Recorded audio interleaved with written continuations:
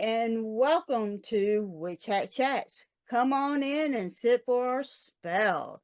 We're sponsored by Evermoving We Rise, Moonlight Potions and Charms, and Saul Ravencraft, Wizard for Hire. I am your goddess host, Miss Nikki Kirby, and our co-host, Saul Ravencraft. He is somewhere. Where are you today, Saul? Hey, how you doing, Saul? I am fantastic, Nikki. How are you today? I am absolutely amazing. And how As one would hope. Oh, well, there's a lot going on. I just got back from an extended trip. They had some adventures, and I've got a project that's taken up the next 3 days. And so there's and then another event coming up and a couple other things bubbling up. So there's a lot going on that I have to do in order. So there's only so much I can do for what's next until I finish what is now. And it's all right, but yeah, it's challenging. Can't do anything in a straight line right now. Well, there you go. That's what we want. Yeah, my hellhound improves.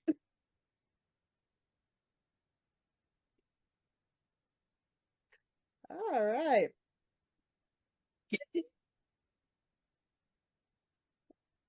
Well, if I'm not mistaken, I hear someone at the door.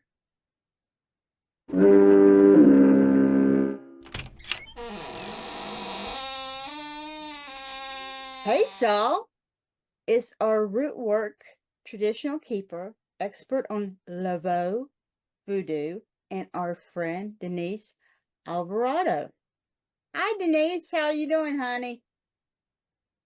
I am great. Good to see you. Welcome. Thank you. It's great to see you too. And you're just in time for our tea divination. So Mr. Saul has decided he's going to do it today. So Saul, take it away. Sure. Well, this is a quote from the Dalai Lama, and it says, "Happy people build their inner world. Unhappy people blame their outer world." I think that's pretty good stuff for right now. And so, oh wise one, what does that mean for you? Well, I mean, I think it's what we talk about all the time, the idea of intention. And are you going to look for validation and permission? Are you going to look within and manifest your vision?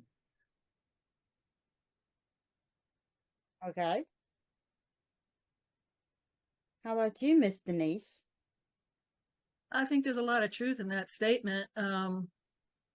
Particularly, it's I'm always the belief that you know, no matter where you go, there you are. And so, whatever your inner demons may be, or you know, inner blessings may be, they're going to follow you wherever you are. And this life is all about perception, and it's all about mindset and manifesting what you want. And it truly is about focus and, you know, being able to be guided by your own inner dreams and visions. But it's really hard, you know, for a lot of people. And I mean, it's really hard to not be affected by others' opinions of you, especially if you spend a lot of time online nowadays. But yeah, I think happy people are those who define their own joy and live by those things that make them joyful, and not looking to outside, you know, influences and other people to validate you. You know, although like I said, that's so hard to do for most people. It's really hard to not be affected by other people's opinions, which is why you got to surround yourself with good people who uplift you. Right, right. You know, it's the thing about it is, I've always said, it's your life, right? You have to live it. You can't live it for your mama. You can't live it for your daddy. You can't live it for your brother or your husband or whoever. Right. You have to live it for you, because you are the only one who can make yourself happy. You know, I've been telling people, it's just like, I've been going out, you know, and talking to these guys and these women, because I've been starting dating again, and they always ask, you know, what you want in a lover. And I've always told them, I said, well, a lover is an extension of a person, okay? Because I have to be complete within myself before I can take on a lover. Because a lover is an extension. It's not somebody who completes me. It's just like in that movie Jerry Maguire, when Tom Cruise says, "You complete me," I would have run. Okay. I would absolutely run, because that tells me that he is so insecure that he actually needs somebody else to complete him. Really? You have to be complete in yourself, and then you take on the lover as an extension, because that means that if there's something happens to that person, you need to be able to move on. Yes, you're going to be grieving, and you're going to go through the process of grieving, of course. But people are not meant to stay in your life forever. It's called the process of death. That's how we learn. That's how we grow. That's how we become better people. Is through that. It's just like us. We are not meant to be here for eternity. We're not immortal. We're going to die eventually, you know? And when we die, we want to make sure that our lover or our husband or our wife or whoever that we decide to be our significant others will be able to grieve for us and then move on. We want them to be able to live happy lives, you know, with that next someone. At least I do. Yeah. I don't want them to grieve themselves and jump into, you know, try to kill themselves or something like that. That's dumb. As far as I'm concerned, go live another life. Our sure thing is gone right now, honey. Go live another life, be happy. That's the way I want you to be. Because love is also about letting go. You know, the time to be able to let go. And I would want you to be able to move on. Now, I don't want you to move on without me if we still have a thing and I'm still, you know, alive. But if I'm dead, what are you going to do with me? Really? I mean, come on. But still. Well, I also think along that line, what you're saying about, you know, I think that there are people that come into our lives that are only meant to be temporary. You know, they come for at a certain stage in our life, and they, you know, bring blessings, you know, bring us teachings, bring us experiences, and they don't stay for the rest of our lives, you know. And, you know, I've had a lot of people like that in my life who've mean a lot to me, and they meant a lot to me. And then for whatever reason, not always death. Sometimes it is death, but, you know, they move on and do their thing. And, you know, I've was able to move forward a better person because of the blessings and gifts that they brought to me in my life and my experience. So yeah. So, I mean, that's just the way I look at it. Mm-hmm. Yeah, that's the way it has been shown and expressed to me. So, anyway, that's my 2 cents.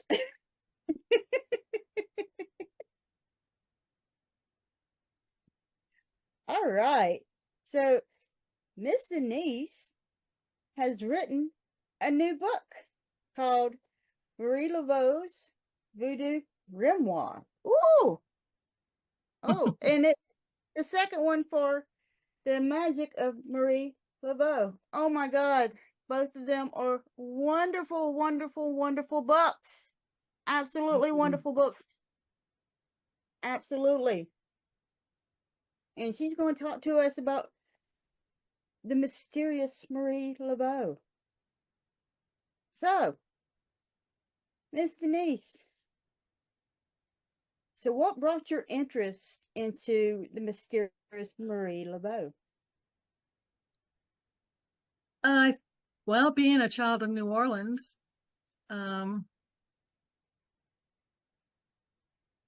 she's there. And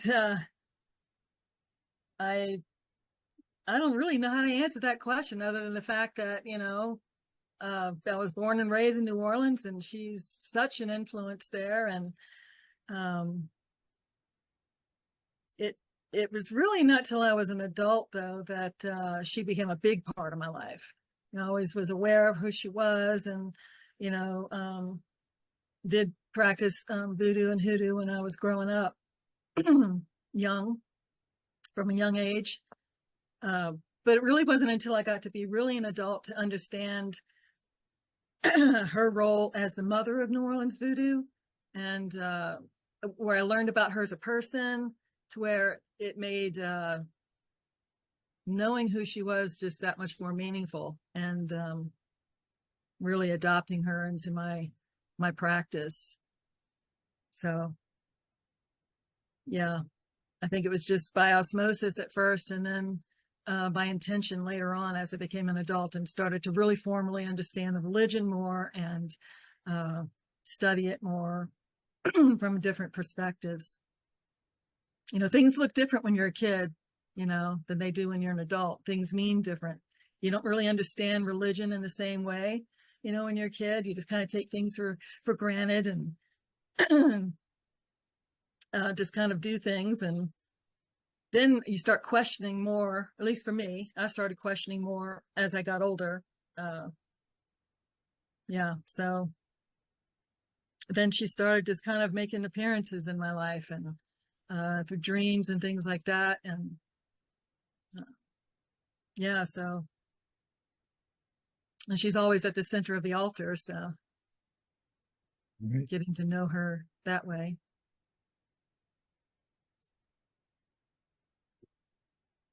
Oh, yeah. You know, the one thing I really truly appreciated was the fact that you back things up with actual, you know, facts and the research that you've done. You don't sit there and say this is based on, you know, legends, and you don't make up stuff. You actually back up things with, you know, facts. And that's one thing I do appreciate it. And because a lot of the books that are out there, they don't really have facts that back it up. And most of them, it's for example, you said that Marie Laveau didn't know how to write. Isn't that correct? Correct. She was illiterate for all Right. intents and purposes that we know, you know.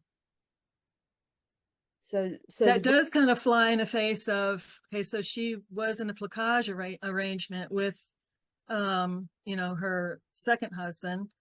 And whenever those kinds of arrangements are made, a lot of times the women are taken care of, even educated and things like that in those situations. But she wasn't, her signature is with an X that we see on official court documents. And as far as we know, she did not know how to read and write. She didn't leave any kind of written documentation of anything that she did. So, yeah.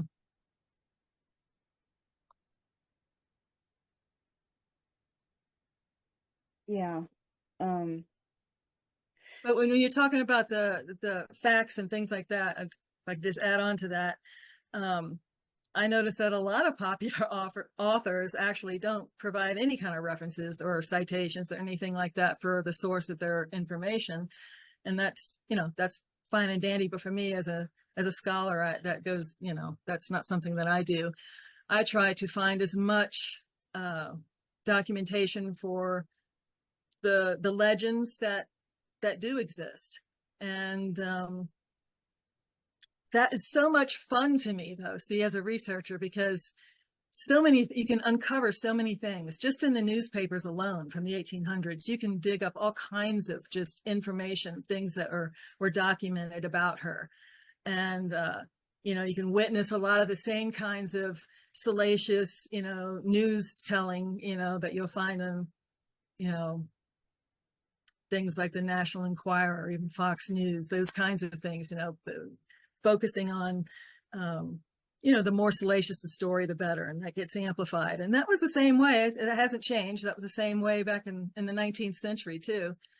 But it is nice to be able to find little article snippets, of when she was in court, supporting women who had been arrested, of her bailing people out of jail, but those things those stories, there is truth behind it. And so that's really awesome. Right. Yeah. Something that I discovered recently for people that want to do that kind of digging, it turns out there's a database of digital newspaper archives that every time I've come across it, it's been behind a paywall. And I haven't necessarily been ready to subscribe to that.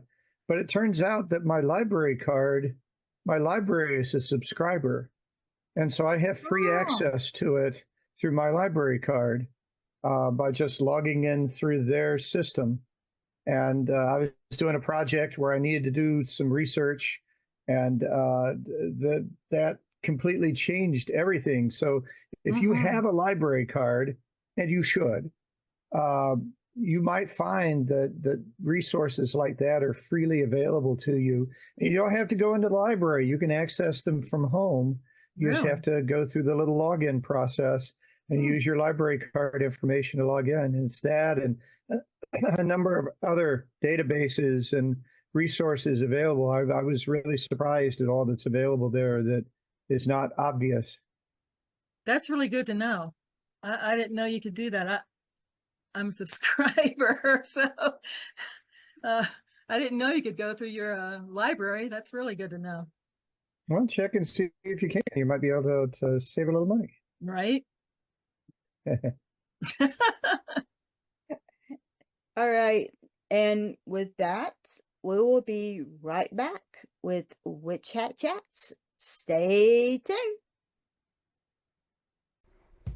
Anybody can tell you what is on a tarot or oracle card.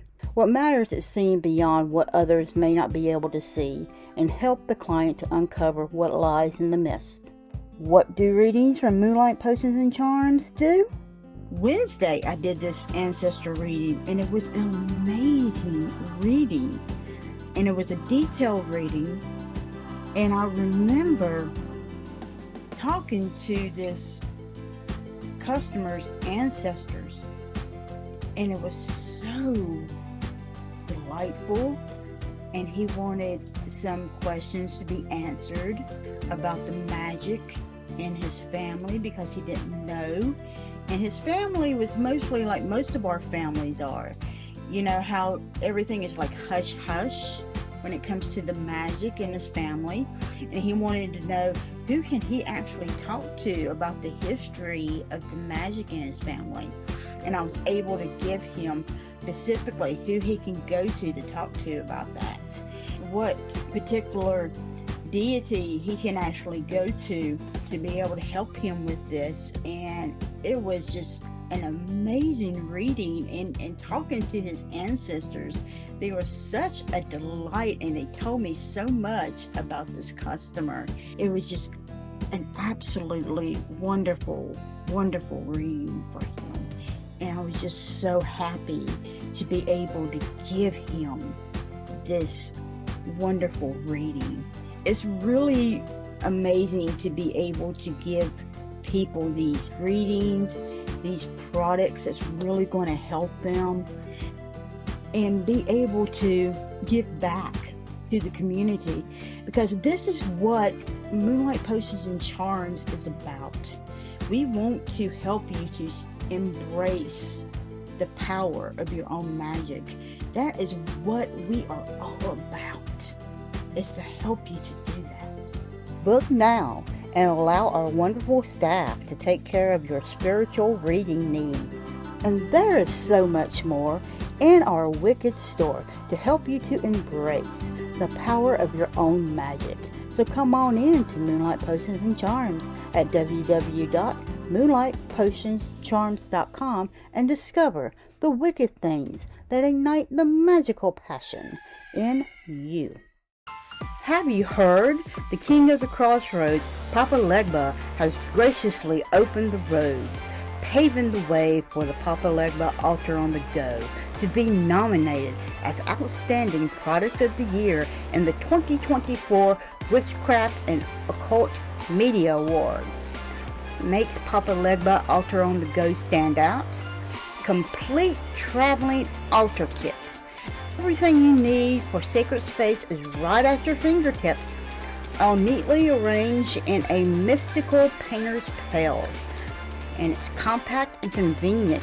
A perfect, powerful temporary altar, whether you're a modern nomad, a military soul on the move, or a wanderlust-stricken traveler. It also has additional space for the personal touch. As customization is a key to your spiritual journey, the Papa Legba Altar on the Go leaves room for you to infuse your unique energy. Moonlight Potions and Charms and Papa Legba invites you to join the spellbinding spectacle at the 2024 Witchcraft and Occult Media Awards. Cast your vote for the Papa Legba on the Go as the Outstanding Product of the Year. Your support fuels the magic. Go to https://rb.gy/PC3F11 to cast your vote. Remember, your altar is not just a space, it's a step in your magical journey. Explore the depths of your inner self by visiting Moonlight Potions and Charms at mpcmagic.com. Be ready to embrace the power of your own magic. Have you wondered what spirituality is? Spirituality is limitless, as it does not contain any boundaries on beliefs or practices. Spirituality's most important component is personal experience and allows one to explore it freely. Evermoving We Rise is a spiritual moving tradition, as our name is our lifestyle, because we are persistently rising and moving forward. We realize that everyone's spiritual journey is extremely personal, but more easily traveled with reinforcement. We'll teach you to become friends with your shadow, emerge your authentic self, and give you time and space to develop your own spirituality. And when situations bump back, you'll have the entire community behind you, as we are a magical family who work to sustain each other. Discover the benefits of working within a society dedicated to helping you grow on your personal path. Visit us on our website, Linktree, or Facebook page and discover why we don't fit in the box. And welcome back to Witch Hat Chats. I am here with Miss Nikki Kirby and Denise Alvarado. We're just getting into talking about Marie Laveau. And of course, we want to talk about the voodoo aspects. But Marie Laveau, I mean, she's known for that, but that's not all she was. Is that fair? That's absolutely fair. She was, she's known obviously as the Voodoo Queen of New Orleans, but in New Orleans, we really celebrate her for other things that she did in her life. And that is, she did a lot for her community. She was a healer. Some describe her as a nurse. She worked alongside Père Antoine, who was the priest at the St. Louis Cathedral. He baptized her and even married her.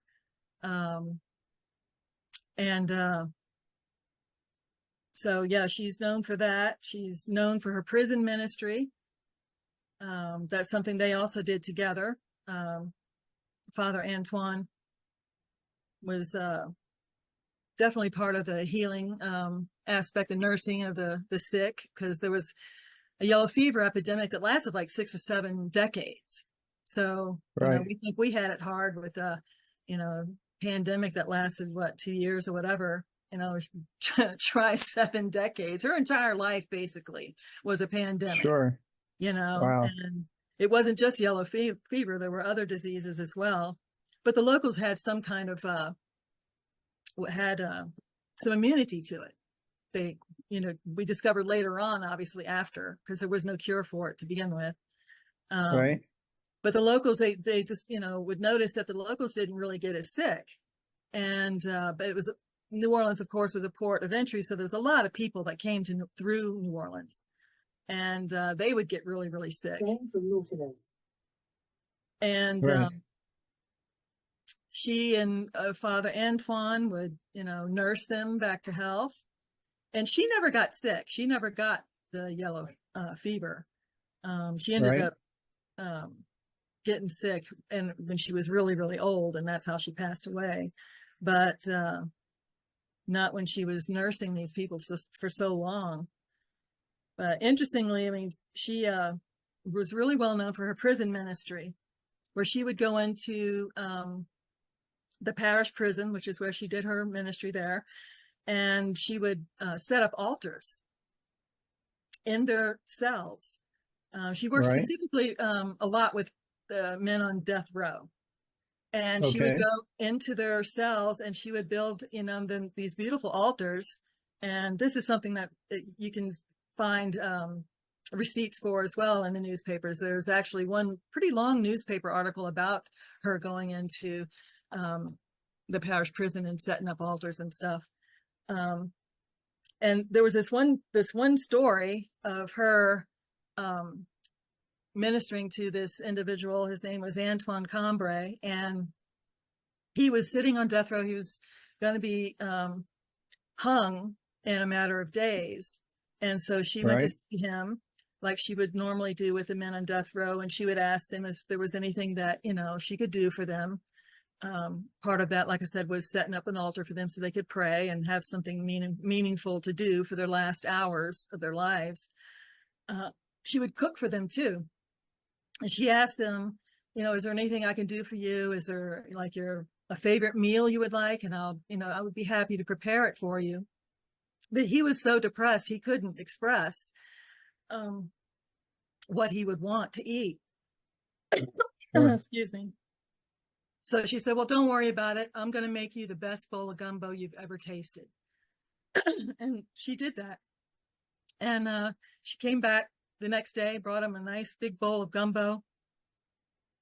And, he appreciated it, of course, and ate the gumbo. And before he he ate the gumbo, and he was scheduled to die. by hanging in like another 2 days or something like that. It was really soon, but it was still a bit away. And Right. he had been really depressed about it, and so he ate the gumbo. He really loved it, and then later on, in a few hours, they observed him writhing in pain, and wondering what was going on. He ended up passing away before he was hung. And a lot of people they officially said he died from, I can't remember what it was, but anyway, the legend was born from that experience, that she had poisoned him and to kill him, basically, so he wouldn't have to suffer the pain of being hung. Right. So Right. it was seen as like an act of sympathy or empathy to basically put him out of his misery because he was so depressed, save him Sure. from the gallows. So Yeah. that story did make the news. There were several articles written about that. Right. Yeah. So So her ministry, was it more through a Christian lens? Was it more through the voodoo lens? Was it a blend, which I know there's already a blend just by the nature of voodoo? How did people view what she was doing in the prison system? from what I can tell, the altars that she built would have been traditional Catholic altars. She had Right. the catechism manual. She had that she would give them. She had all the trappings of the Catholic altars, which is really no different than voodoo, actually. The incense, the flowers, Sure. the altar draped with beautiful cloth and lace, and then but there would be a statue of Mother Mary at the top. Right. So Mother Mary was always the one that she would promote to the prisoners for comfort and relief. So I think part of that is, well, she worked with Father Antoine, right? So being the priest, and they Right. had a little thing going. So he tolerated her voodoo. He didn't promote it, but he didn't stop her. And which is really interesting because he was actually part of the Spanish Inquisition, and he was actually placed in New Orleans as the point person for the Spanish Inquisition. And nobody talks Right. about that. But he would imprison people, according to what they were doing, but he wouldn't do it like in the city. He would wait till people would leave the city. So anybody who was being blasphemous or whatever, and they would arrest them outside of the city. But yeah, they had a little thing going. So even though she practiced, a voodoo, which was against Catholic teachings to worship any other god other than the Christian God. Right. Voodoo actually has a lot of different spirits that we work with. But they had a little arrangement going to where he allowed her to bring her congregation after Mass on Sundays, and they could go in the back of the St. Louis Cathedral. There was a yard back there, and they were able to conduct ceremonies there. So, but in return, he was like, this is cool. You can do that as long as you bring me some more people to the church. So she would bring all her congregation would go to church, and then they'd go out back and do their rituals, which I think is really cool. Kind of a cooperative thing Right. going on there. He got more Catholics, participation, and she got a safe place to do her rituals, because back then, whenever people would do voodoo rituals, a lot of people would report them, and then the cops would come and harass them and break it up and arrest the participants and things like that. So it was a safe place to do ceremonies on Sundays. I thought that was a pretty cool situation they had going. Yeah. Yeah. And Okay, so about her tomb, Mhm. there's a lot of people that were placed in her tomb that were not her relatives. Isn't that Right. Yeah.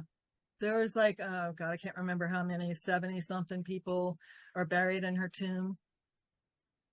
And that might seem like a lot of people. And yes, it's a lot of people, but the way the tombs are, the way they work is, a person is buried in the top part of the tomb. And after a year or so after decomposition, they will push the bones of the person to the back and they fall to the bottom. That's why the tombs are tall. Like her tomb is tall. It's not just a short little tomb, but it's tall because it's filled with bones. So when one person after a year or whatever, they push that aside and then they put another person there, and then that just kept going. And she did that as part of the Catholic works of mercy, is to well, like nurse the sick, like we were talking before. She lived her life according to the Catholic works of mercy, and she nursed the sick. She ministered to those in prison, and she buried the dead, people who didn't have the money to purchase a tomb of their own. Some of them were enslaved, some of them are family members, some of them weren't. So she was very generous in that regard. Oh yeah. Oh yeah. I mean, having somebody to be buried in your tomb. Right. Yeah, that's really generous because it's kind of hard to um get the bones out of there when you Right. think, Yeah. especially after the year. Say, okay, we got to go find a neck bone here, and then we got to go find a hip bone here, and we're going to throw this out. It's going to be kind of hard to do. Right. So it's not done that way. That's just the way it was back in the day. So Right. yeah. So it's kind of a odd thing compared to what television and the movies show when they show a character of Marie Laveau, like the American Horror Story, how they always show her as, she's one of these. I mean, she was a badass, okay? Don't get me wrong. Absolutely. But I mean, she wasn't always this horrible, person that a lot of the Hollywood people, or even in fiction novels, would, Mhm. say that she was. Um, and it really gets my goat because even when you read some of the myths about her and stuff like that, it's always told through a male point of view, even in the historical things. And men always, well, not all men, but men at that time didn't have a very good viewpoint, depending on about women, because women at that time were considered to be property Mhm. a lot of times. And what people As don't, were yeah, as were people of color, yeah. right? Right. And what people don't understand is when you go back and you look at history, you have to understand what the culture was like back then. Mhm. And you have to view it through their eyes as they're reporting whatever it is. And it just really kind of gets my goat sometimes about how they report things, because it's through what I call filters, Mhm. which is through discrimination of lenses and stuff like that. And Well, it's very there's been a propaganda, initiative that's been going on for a couple hundred years about voodoo, you mm-hmm, know, and that's what you're seeing. It's the depiction of voodoo as evil, demonic, satanic. It's all kinds of things that it's not. right, And well, anything that came from the dark continent, as it was often referred to, anything from Africa, you know, the people were seen as subhuman. Even the laws, you know, they're 3/4 human, and you know, it's like it was ridiculous. But yeah, that's why you see it that way. It was seen through that filter. They, you know, they had an agenda. The Catholic Church had an agenda. You know, they didn't want people practicing voodoo, didn't want people practicing any of the folk traditions that went along with it, including what we call now hoodoo. And so it was always painted in a salacious light. You didn't see, and you won't see if you scour the newspaper archives, many articles at all that, now I don't want to say none because I don't believe in absolutes like that. And there may be something I've overlooked, but I have not come across any articles that you know, talked about voodoo as healing or as a positive thing, as a community builder. You know, some people did acknowledge the good that she did, especially in her obituaries. Most of them were very positive. There was one that wasn't, but she had multiple, 3 or 4 obituaries that were written about her after she, you know, passed, and they were very good, you know, reviews of her life, basically, except for one who, because they called her a saint. Saint Marie, because of all the good things that she did for the community, you know, feeding the poor, and she let people stay at her house who, you know, didn't have anywhere to stay. She allowed all the Choctaw women who, you know, sold their herbs at the market, she allowed them to stay in her, in the back of her home. And she just did a lot of positive things that you don't hear about in the novels. It's not the primary thing you hear about in books. Everybody loves a good salacious tale, and you know, there were things that she did that were also, you know, fed into that. So you know, she wasn't all love and light, but it depends on. I say that in the sense that it depends on how you look at what voodoo does. You know, everybody looks at voodoo for the curses and the hexes, and you know, the gree, that things that can harm people. Right. And you know, she did engage in things that were, you know, that we could see from outside of her culture as negative, but in fact, which, you know, in voodoo, it's about balance and justice. So it's not supposed to be about, oh, I'm just going to go mess with somebody and hurt somebody because they hurt my feelings, you know.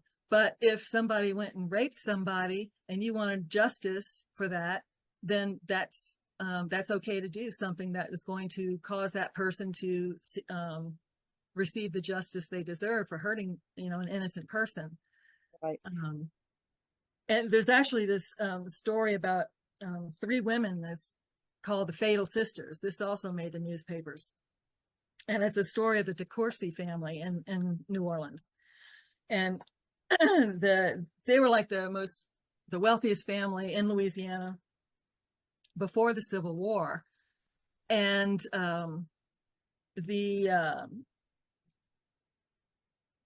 the man who, DeCourcy, he owned like some of the largest plantations in New Orleans. He in Louisiana, he owned the Magnolia Plantation. And he ended up dating, apparently, or took as his mistress, Marie Laveau's granddaughter.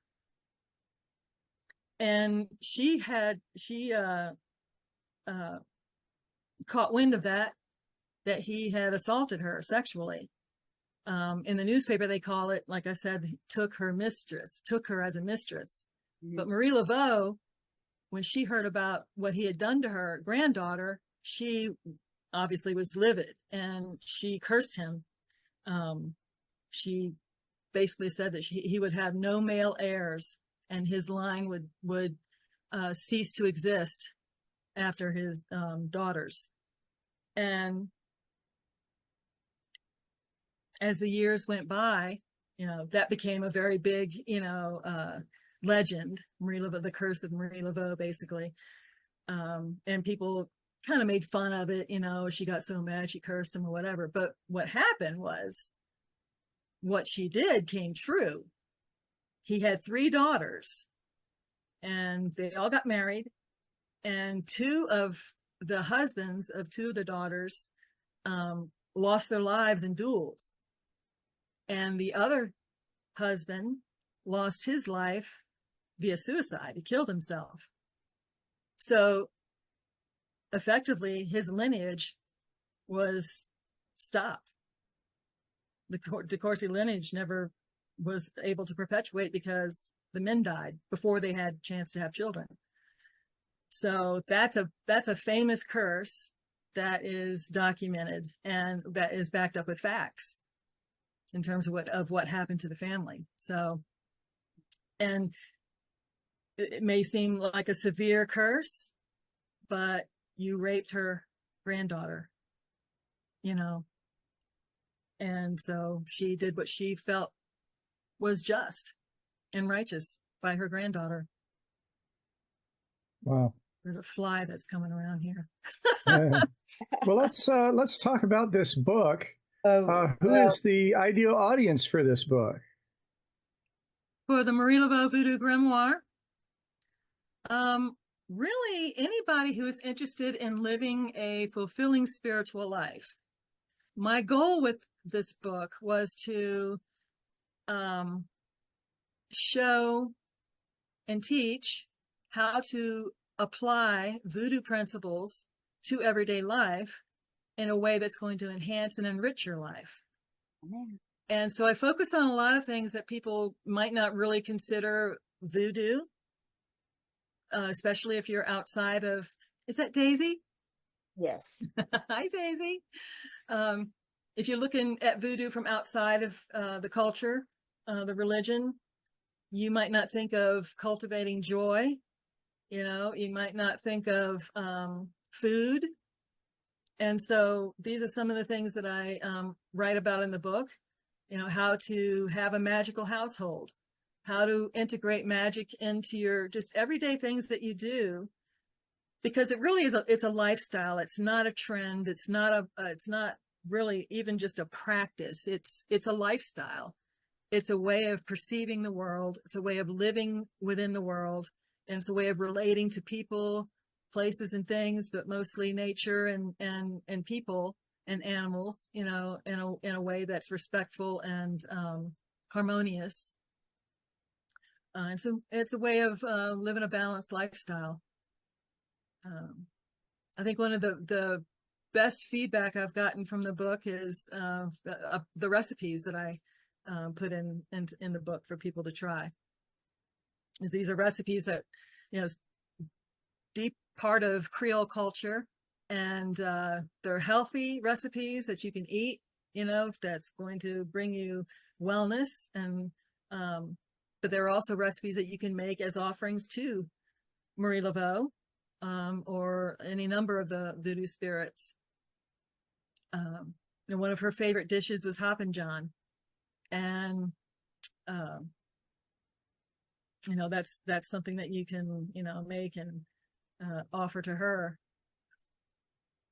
just for, you know, giving thanks to her or asking her for favors or whatever. But she always enjoys, you know, red beans and rice or Hoppin' John or jambalaya, gumbo, all these things. Excellent. And so where can our audience be able to find you? You can start with my main website, creolemoon.com or denisealvarado.com.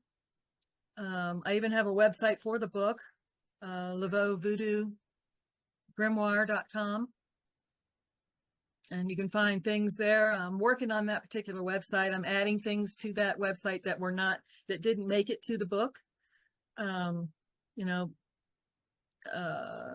some things are too controversial for mainstream publishers even to publish, and so I wanted a place to get that out, get the information out anyway. Mm-hmm. Yeah, so you can go to LaveauVoodooGrimoire.com for some of that kind of thing. But yeah, my main website is creolemoon.com. Awesome. And crossroadsuniversity.com, I should say that. That's where I teach a bunch of classes. And got like over 1,800 students now. So it's been fantastic being able to share the things I've learned over the years with everybody. And I even have a free course there, an intro to New Orleans Voodoo. So if anybody's interested in learning about New Orleans Voodoo, you're welcome to go to Crossroads University and sign up for the course. No strings attached. Yeah, and I'm going ahead and tell you something. I'm her student, so she is absolutely wonderful. Thank you. I appreciate that. There's so much information that needs to come out. It's just part of my mission in life to just, disseminate correct, authentic information that doesn't go through the propaganda lens,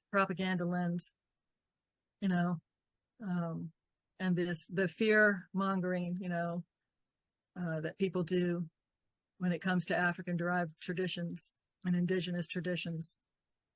I want people to see the beauty, and how it's these traditions are just so really wonderful and can be so uplifting and they're so empowering too. That was the other thing. My other goal for the book was to empower people. Because I do go into the herbs and things like that. I'm very much into promoting wellness and very aware of what I put into my body because I suffered for many years from chronic illness. And it took me a long time to come out on the other side of that in a way where I'm able to thrive in spite of, having some health conditions. And it really does come down to what you put in your body. Right. And so much comes down to that as to how you feel, your mental outlook, your energy levels, your the diseases. So many diseases and illnesses we get are directly related to the American lifestyle, the American diet. So I'm all about going back to our ancestors' ways. That and the funny thing too, in a lot of my research for the book, I only put things in the book that now have scientific evidence for their efficacy. So these herbs that our ancestors used for whatever purposes, there is research that shows their efficacy now. Now, obviously, everything that they did wasn't, effective, and there was, there's superstition involved in a lot of folk practices, but a lot of it is effective. It works. Right. And that's so great to me, to have that knowledge and to be able to pass that on and say, hey, do these things because they're going to help you have a better life. Seriously.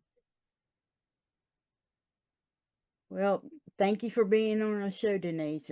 It was awesome having you. Thank you for having me. I appreciate it.